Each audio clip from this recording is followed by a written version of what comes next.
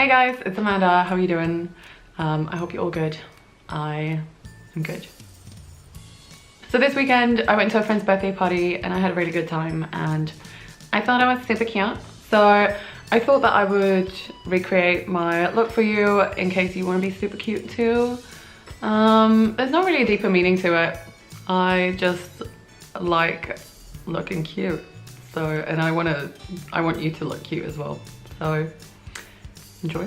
So I'm gonna start with Golden Ochre from my very beat up Modern Renaissance palette.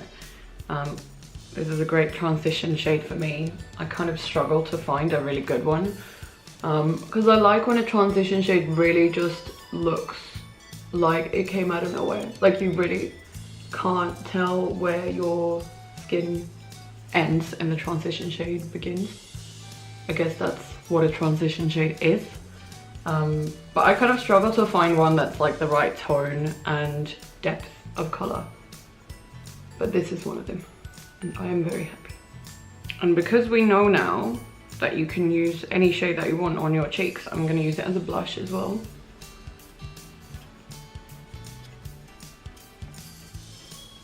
It's kind of hard to pick it up with a blush brush because the pan is like tiny and the brush is huge. So, I mean, I don't know if this is great, but I was just kind of like smush it together like this.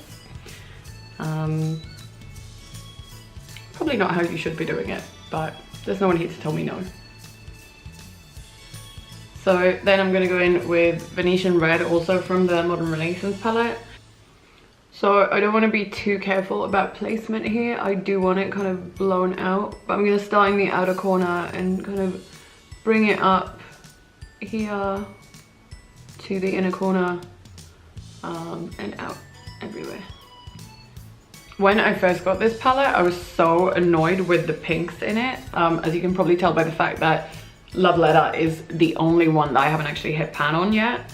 Because I was like, oh, but it's meant to be like an orange earthy type of palette. Why did you put pinks in? Because it doesn't match whatsoever. But now I really appreciate that they're in there because I feel like pink is so much more trendy now. And I mean, we probably shouldn't live our lives according to what's trendy, but I definitely prefer wearing something that's more trendy rather than something that was like in a year ago or so. I should probably just like live my life, but I feel like that's very unlikely to happen. So short version, thank you Anastasia. To give some more dimension, I'm going to use Fetish from the Jeffree Androgyny palette. I could have used Red Ochre for this as well, but I feel like Red Ochre is a bit more brown toned and I really want to bring out the pinks in this. So since Fetish is a bit more like true red, or like it's a pretty deep red, but it's more red than Red Ochre. So that's what we're going with. I'm in a period of like pretty intense self-discovery right now. So I feel like my makeup identity, if you will, is like all over the place. So like one week I'm like, no, I want something super natural. And then the next week I'm like, if there is no glitter in this look, I will kill myself.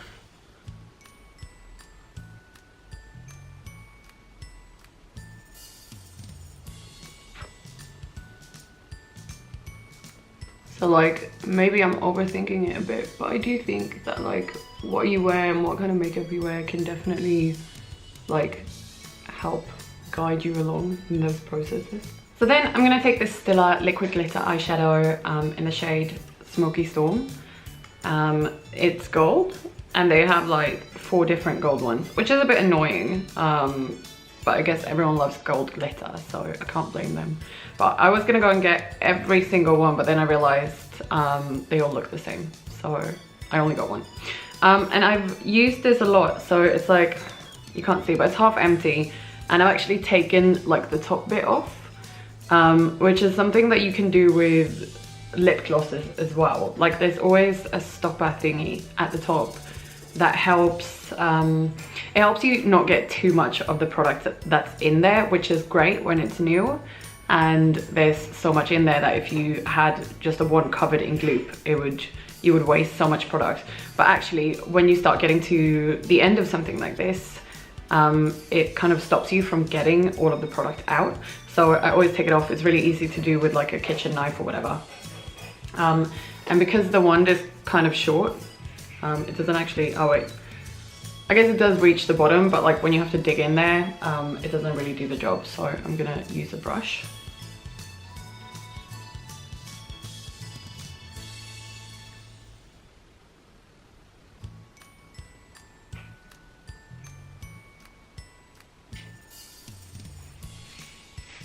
And I feel like this looks like a lot, but I also want to be wearing a lot of eyeliner. So, I mean, if you want a lot of one thing, you should probably use a lot of the others as well to kind of match up. So, when I do like a really big wing, I have to be careful of my hooded eye. So what I do is like, I like to do it looking head on, which makes it kind of go in a like shape, like a plane wing almost.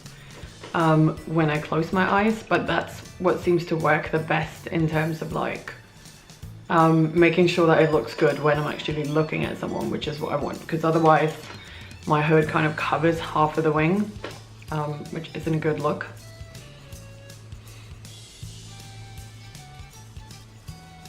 So like I'll go like this, and then when I put my head back, you can see it's like,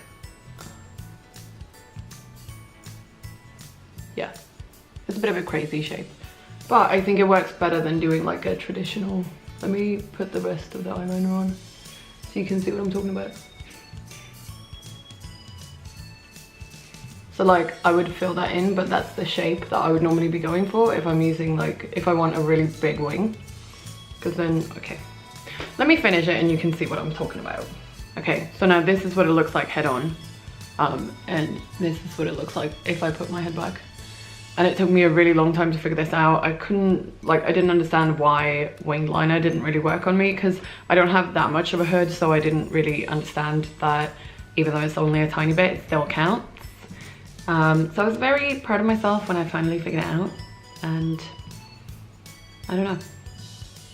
You're welcome. In my last video, I talked a lot of shit about false eyelashes and how they are super annoying and you don't need them. And I'm gonna walk all that back now and say that with eyeliner like this, you kind of do need false eyelashes. I'm wearing mascara right now and you can't even tell. So I am gonna put some on, but I'm waiting for the glue to dry now. So in the meantime, I'm gonna put on some highlighter, and I wanna use one of my favorites, the Candlelight Glow from Too Faced. And I know that people love using a fan brush with highlighter, but I actually think this one is so like soft and sheer that with a fan brush it doesn't really work. It doesn't give you the amount of product that you want, so I always use a blusher brush. And it gives you like a really nice candlelit glow. Like, it is really aptly named because it just gives that really like soft diffused light glow wherever you place it. So it's not like the most blinding highlighter, but I like it because I feel like it is so useful, because you never have to be worried if it's like too much. Okay, so I waited for this glue to dry for like 5 minutes now. I always like to put on too much glue and then wait for longer. Like sometimes people say put the glue on the lash and then wait for like 30 seconds, and that's never worked for me because the amount of glue that I put on is still fully wet at that point. So you want to make sure that it, like, when it starts looking like it's disappearing, that's when I like to put it on, because then you know that it's well on its way to drying.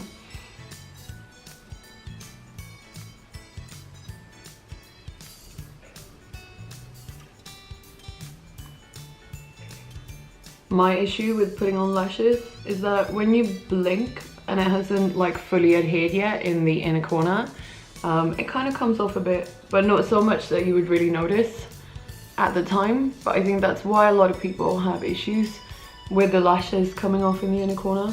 And also, this seems really obvious, but I didn't realize for a long time, or like I keep forgetting, but if you wear contacts, you need to put in your contacts first and then put your lashes on, because it's really hard to prevent any sort of moisture from escaping your eye whatsoever, and then immediately it just starts coming off. Another thing that sometimes happens for me with lashes is that even though the glue is meant to be clear, because I've put on so much of it, it kind of, you can see a bit of a glob of it on the top even when it's dried down. So I normally try and like go over it with a bit of liquid liner again afterwards, just to make sure that it looks good. And you can't tell, I mean you can tell that it's falsies obviously, but you can't see the glue. That's the most important part. And as always, because this is a strong eye look, I wouldn't wear any lipstick or anything with it. I just don't think that it looks that good for the most part to wear both a strong lip and a strong eye. And I prefer wearing a strong eye because with lipsticks you have to keep touching them up all night and I always forget. So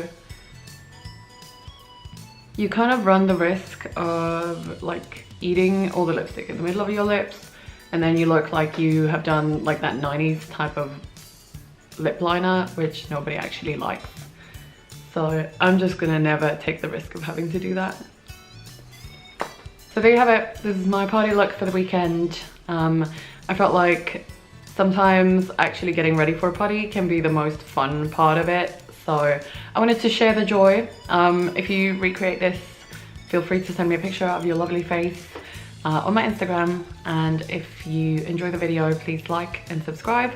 And I will be back next week with another video, and I will see you later.